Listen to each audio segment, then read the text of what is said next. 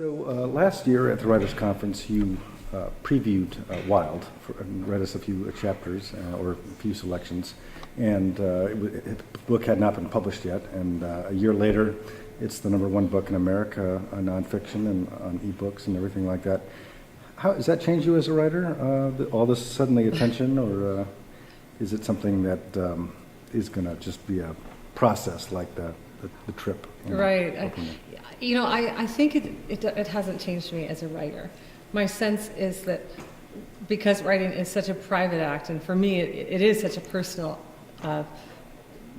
practice, that I feel like when I get to that place where I'm writing, it's in that deep place of contemplation and emotion and all of that. And so whatever is happening out here really isn't in my head. At least that's what I'm hoping. I have never been, on the bestseller list before, so this is a whole new experience for me, and it's one that I genuinely don't even understand yet. Like, it feels a little bit like it's out here, and because my writing feels like it's in here, and I think that will never change.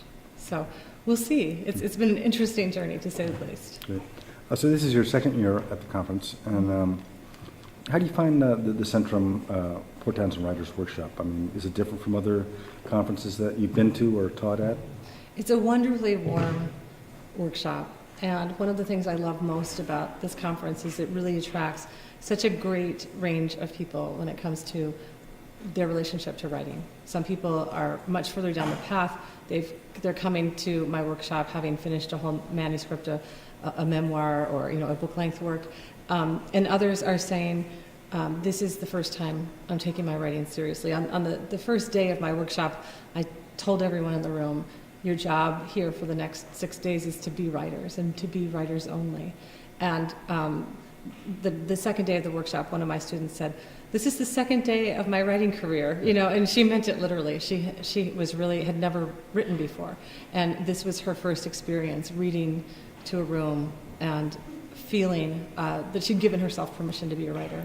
And other people, they're thinking really deeply about work they've already written and testing themselves against that work here. So it's really an interesting place. And there's also just this wonderfully warm spirit and this beautiful environment that I guess puts us all in a good mood, no matter if it's raining or sunny outside.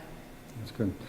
In your newest book, Tiny Beautiful Things, it's an advice column, and on occasion you've had a young writer ask you, somebody in their mid-20s that I think you could identify with, wasn't sure if they were going to be able to make it as a writer, or was this a career that they were destined for?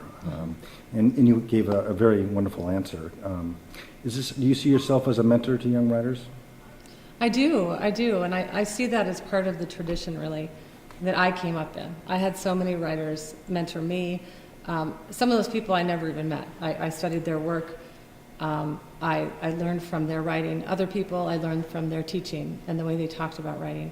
And so I just feel like that the work I do as both a teacher and a writer is really, I'm just part of that never-ending circle of what it means to be a writer, what it means to be putting your faith in the word. And so, of course, it's incredibly rewarding when people tell me that I've given them something important.